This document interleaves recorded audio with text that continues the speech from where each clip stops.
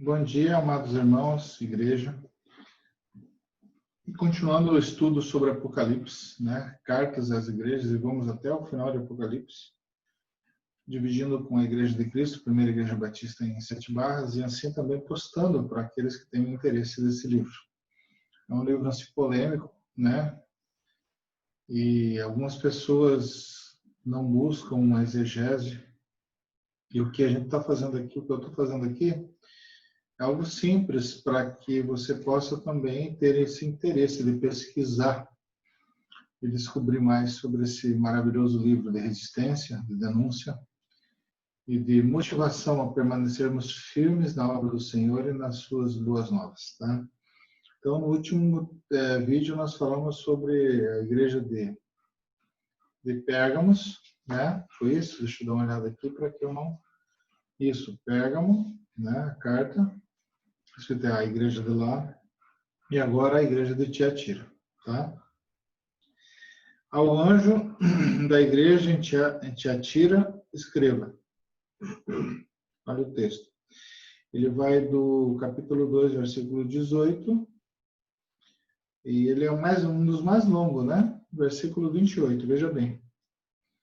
Essas são as palavras do Filho de Deus, cujos olhos são como chama e fogo e os pés como bronze reluzente. Lembra que nós fizemos a introdução, eu comentei de 1 a 3, capítulo 1, Apocalipse capítulo 1, do versículo 1 a 3, falava tudo sobre todo o contexto. Se você pegar lá, você vai ver que está falando isso. Como Jesus aparece a João, né, se mostrando, né, vestes brancas, pés de bronze, né, como fogo, né. Então, dá uma olhadinha ali no contexto do começo, que você vai ver que aqui está, desde o começo está vendo que ele está falando das igrejas. E a cada igreja é interessante, como eu já falei no outro contexto, para você lembrar, são 7 igrejas. Eles não escreveram uma carta, ó, escreva essa carta às 7 igrejas. A cada igreja, ele falou individualmente em suas falhas, dificuldades e animosidade, tá? Então, vamos lá. Vou reler isso aqui. Estas são as palavras do Filho de Deus, cujos olhos são como chama de fogo e os pés como bronze reluzente.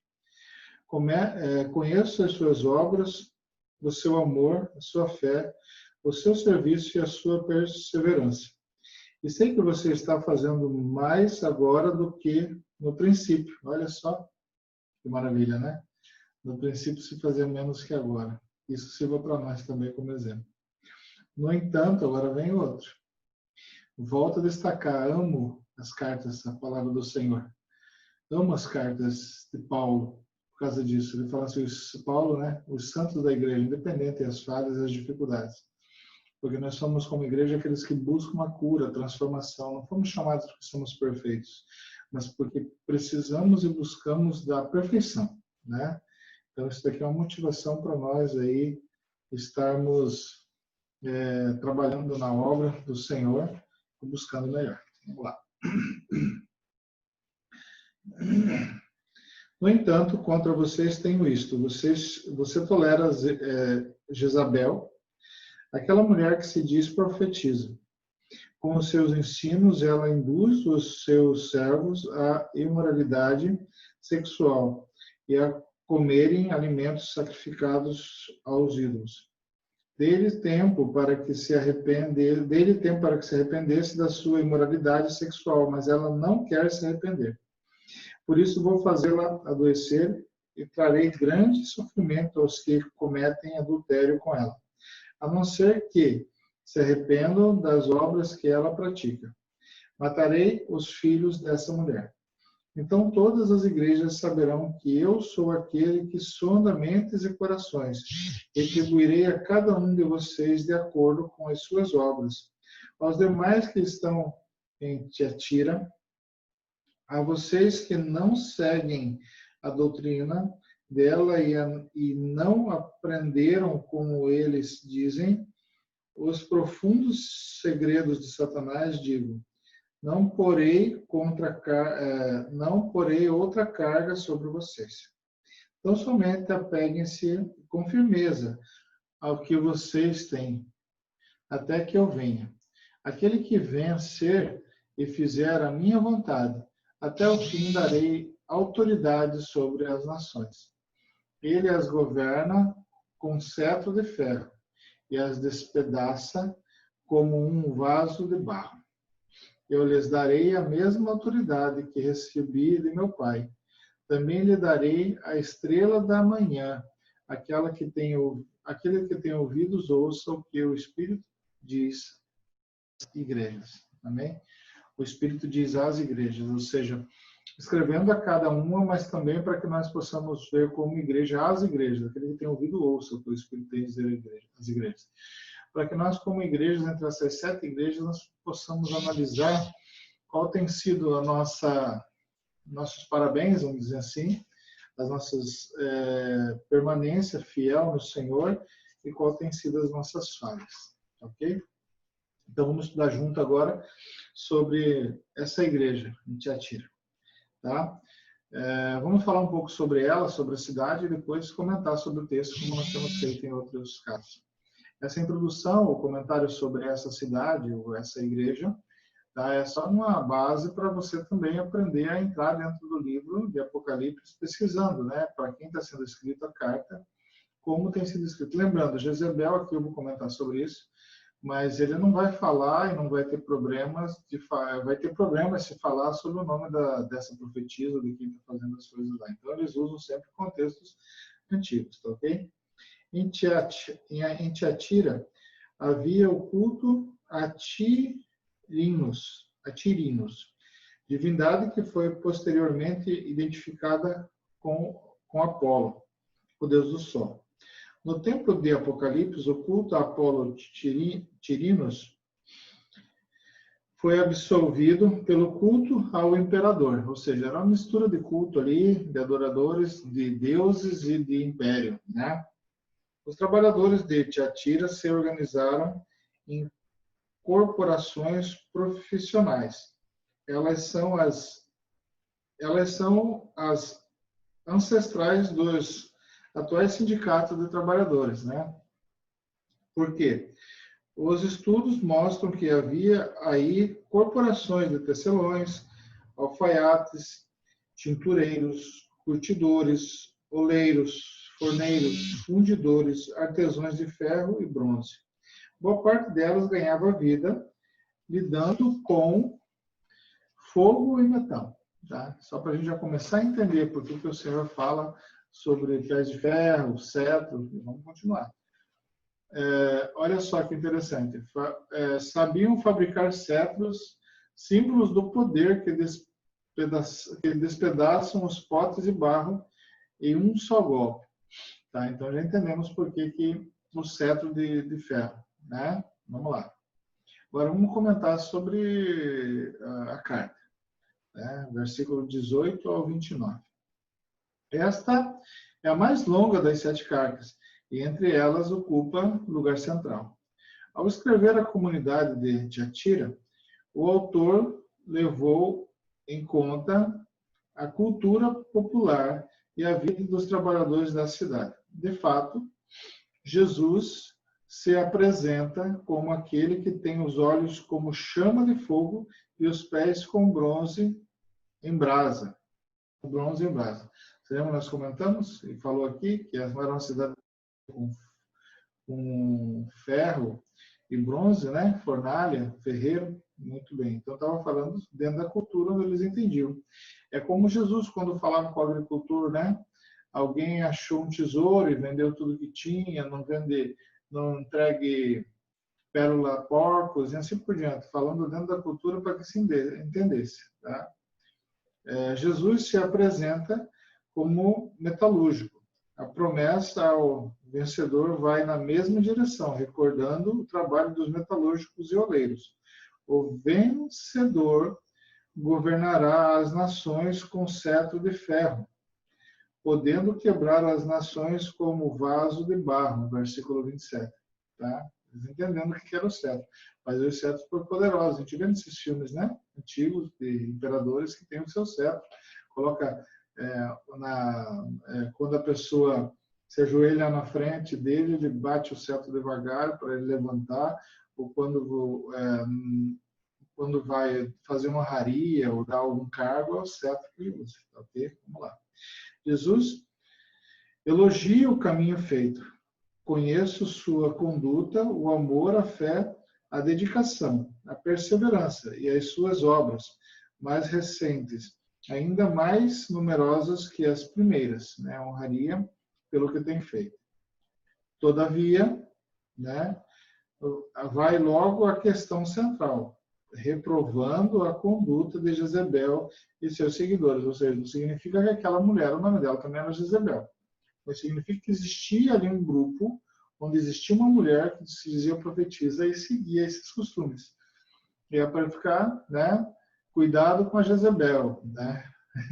Hoje em dia tem que tomar cuidado com algumas Jezebéis aí, que tem por aí também, né? E não só como Jezebéis, o Jezebel, né? Com o Balaão também, tem muitos Balaão aí também, que você não fala o nome, porque pode até ser processado, vamos dizer assim. É isso aqui que acontecia, está escrevendo uma carta, vai dizer o nome, vai dizer que está criticando alguém que é cuidado pelo um povo que adora o sistema, ou pelo próprio sistema. Vamos lá. A questão central nessa carta é o poder ideológico. De fato, Jezabel se diz profetisa e catequista, ou seja, não só ela profetizava, como ensinava, tinha uma escola de doutrina, né? Vamos lá, versículo 20. O nome certamente é simbólico, recordando a esposa do rei Acabe, a responsável pela idolatria do reino do norte no tempo de Elias, né? 2 Reis 9, 22. Vocês sabem lá sobre o fogo que desce do céu, ela diz que vai matar o profeta, mesmo depois de tudo que acontece, ele vai lá, entra em crise, na caverna e volta, e Deus, né, manda ele voltar porque para ele colocar outro rei em Israel, e vocês, essa história é conhecida. É uma personagem ou grupo de grande influência na comunidade, pois profetiza e ensina, como já comentei. Para o autor do Apocalipse, ela não passa de prostituta. E é interessante, presta bem atenção. Pois seduz meus servos ao se prostituírem comendo carne oferecida aos ídolos. Versículo 20.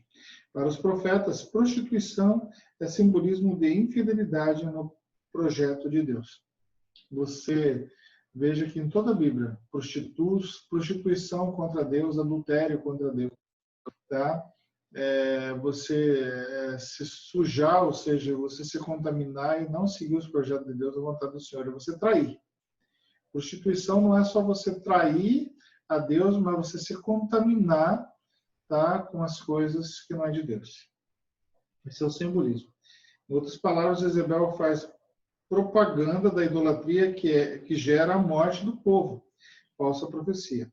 No Apocalipse, profecia é a denúncia da ideologia que mantém um sistema sólido e injusto. Ou seja, mas como assim ela profetiza algo que causa a morte? Vejam bem, na palavra do Senhor, morte, você pode estar caminhando morto. Tá? Causa a morte espiritual, a morte de toda a vida. Tá? Ela devia profetizar ou falar alguma coisa que você tem que viver bem, você tem que ter prosperidade, você tem que ser o maior no sistema, causando a morte da pessoa. E você que se liga a isso, pensa só nisso e quer ser alguém dentro do sistema apenas, você não se prepara, tá? E você acredita nisso, tá? Então está dizendo que essa Jezebel, além de profetizar errado, levava o pessoal a se contaminar, a se prostituir, tá? A morrer para Deus. Entrar no jogo da ideologia é prostituir-se com o sistema, é fazer propaganda, catequese da idolatria. Tá? Versículo 11 a 17 do capítulo 13 fala sobre isso também. Ou profetizarmos ou nos prostituirmos com o sistema. Né? Então temos que tomar cuidado. Tá?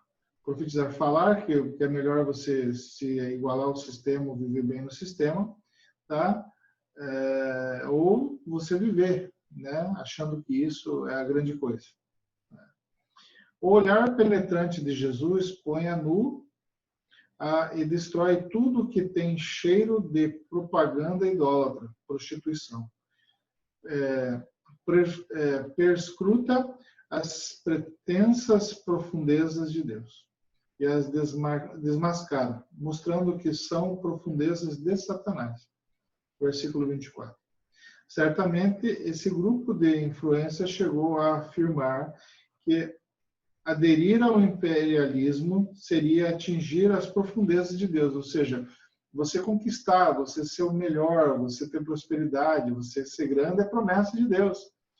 Né? Não ensinava, não. Jesus foi obediente, morreu na cruz, mas igual às vezes ensina hoje em dia, morreu na cruz, para que hoje você não tenha doença, para que hoje você seja próspero. E daí? Quer dizer que até há pouco tempo o pessoal que morria, que sofria pela justiça, que morria porque lutava e falava a verdade e pela injustiça, hoje em dia, então, é normal você ser próspero. Ele está dizendo aqui, tá? Quer dizer, você que acha que a propaganda idólatra que tem de você ser o melhor entre todos, está certo. Eles diziam que era coisa de Deus, né? E aqui está falando que é profundezas de Satanás. Certamente esse grupo de influência chegou a afirmar isso, né? Que eram profundezas de Deus, que era o que Deus queria para cada um deles, que fossem prósperos dentro do sistema. E eu não estou dizendo aqui que é para todo mundo ser pobre e o povo cristão tem que ser pobre, não. Está dizendo que eles se envolviam e, vamos dizer assim, comungavam com a injustiça. Tá? E isso não é coisa de cristão. Jesus tem pés de bronze em brasa, símbolo da estabilidade que desestabiliza tudo que promove falsos absolutos. O grupo de falsos profetas recebe um tempo para mudar o rumo de suas vidas. Se não mudar, Deus não deixará impune quem torce seu projeto. Versículo 21 e 22. Ou seja, não pense que essas pessoas vão ficar impunes. Quem profetiza e quem se prostitui com isso. Né? A inocência. Como inocência? A inocência da desculpa de não querer saber o que é verdade. Muitas pessoas preferem as coisas mastigadas, né? E estão se prostituindo no que não é certo e não é segundo a vontade de Deus. E muitos têm feito como Balaão e como Jezebel, ensinando e catequizando o que é errado, segundo a vontade do Senhor. Né? Os grupos de falsos profetas sentirão o peso da mão de Deus. Aos metalúrgicos de Tiatira, Jesus se apresenta como metalúrgico. Isso nos estimula a pensar para os trabalhadores de hoje, num rosto de Jesus que seja adequado à sua vida, para que suas lutas em favor da vida sejam eficazes. Então, está dizendo aqui que lá ele se simbolizou como metalúrgico e hoje, né? A vitória, né? Podemos dizer assim sobre pedreiro, vamos dizer assim, né? Jesus, ele poderia dizer para você assim, o seguinte, ó, ele é a fonte da vida e ele é o alicerce principal, como a Bíblia não diz. Podia dizer assim, ó, fiquem firmes em mim, pedreiros, e não usando o nome, mas quando vai escrever por um grupo assim de trabalhadores na construção civil, um exemplo. Ele vai dizer assim, ó, fiquem firmes e façam um bom alicerce, né? Profundas sapatas e bons alicerces, né? Porque tem muitos aí fazendo falsos alicerces e falsas sapatas e construindo em cima disso. E com certeza, quando der um vento, ou com certeza no futuro, isso vai ser destruído. E essas vão se arrepender e perder tudo que tinham. E tudo que acharam que era grande para eles. Mas vocês, com paciência, permaneçam firmes, fazendo suas sapatas e seus alicerces e construindo, né, com o material apropriado e com tranquilidade e uma coisa bem feita para que você, no futuro, receba a tranquilidade de uma vida, né, que você possa descansar. Isso daí poderia ser um exemplo para nós hoje em dia, tá? Porque Jesus se apresenta como metalúrgico àqueles cristãos, né, para poder falar dentro da cultura dele. Né? O que é profecia? Quando é que ela se torna prostituição? Preste atenção nisso. As pessoas dizem que as pessoas profetizam, falam a palavra do Senhor. Né? Quando ela se torna prostituição? A prostituição dentro da igreja. De que modo se manifesta? Muitos hoje em dia julgam a prostituição dentro da igreja quando alguém adultera, quando alguém está fornicando. Isso daí é prostituição sem dúvida. Mas a prostituição espiritual, tá? A morte espiritual, né? Porque aqui fala que ela estava ensinando e matando, né? Com esse ensinamento. Matando por quê? Porque a nossa vida não é só agora. É possível ser cristão sem se prostituir com a sociedade injusta em que vivemos? De que modo? Aí você fala, gente, mas como é que eu posso viver como cristão e não fazer parte das coisas? Aí que está. Nosso papel como pessoas, seres humanos reflexivos, é pensar nisso. Como eu posso viver com dignidade, batalhando, como diz a palavra do suor no meu rosto, dominando, como a palavra diz a todos os humanos, sendo fiel ao Senhor, sem me prostituir e conseguindo a vitória e os sonhos que eu pretendo. Talvez seja um pouco mais demorado, talvez você precise escolher os caminhos de forma mais adequada, né? Não significa que você não mereça e que você não possa conseguir o que você tenha. Não, eu vou sossegar, porque nós não podemos deixar que o cristianismo nos torne, a liberdade que o Senhor nos dá, nos torne, como já disse um escritor, né, um pensador, ópio do povo, né? Não, nós não fomos chamados para isso. Nós fomos chamados para a resistência, para a luta e para a permanência, né, para a salvação de vida e transformação. Tá? Fique com Deus. Isso daí foi um comentário sobre a igreja de Tiatira. E a próxima nós vamos falar sobre a igreja de Sardes, tá? Beleza? Qualquer coisa, comenta aí. Se você quiser receber sempre os vídeos que vai sendo passados, nós vamos falar todo o Apocalipse, tá? Você clica no sininho aí para você receber, tá? Se inscreve no nosso canal, nos ajuda aí a estar evangelizando, curte, compartilha, nos ajuda a estar evangelizando e ensinando da palavra do Senhor de forma transparente. Como eu sempre comento quando eu posto, simples e prático. Fica com Deus.